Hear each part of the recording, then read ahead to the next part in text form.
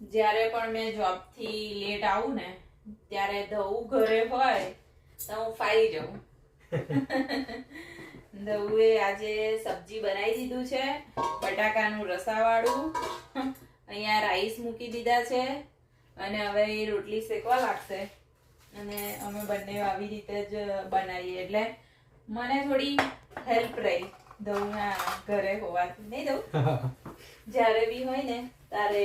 અને મેં એવી છું ને કે મને છે ને આજે જોબ પર ચોકલેટ આપી બહુ બધી. મને ચોકલેટ એટલી બધી નહીં ભાવતી, અમુક જ છે ચોકલેટો જે મને ભાવે. નહીં તો મને ચોકલેટ મંચ, ડેરી મિલ્ક કશું જ નહીં ભાવતું. ધવું પહેલા મારા માટે મોંઘી ડેરી મિલ્ક કોને બધું લાવતા અને મારો ફ્રેન્ડ સર્કલ જ ખાતા.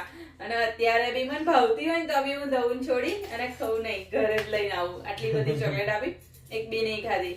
આ ચોકલેટ બહુ જ મસ્ત છે નહીં ધવું? હમણાં ધવુએ 2 આપી હતી તો એક તોડી તો એક અમે બંને ખાધી. અને ત્યાં ફ્રૂટની ડીશ આપી હતી, એ તો હવે ખાવું જ પડે. પણ બધી ચોકલેટ હવે હું ખાઈશ. હા, સ્ટ્રોબેરી લઈને આવી હતી ધવું માટે ને. આવું છે અમારે તો. ચાલો, જેને જમવું હોય એ આવી જજો કેનેડા.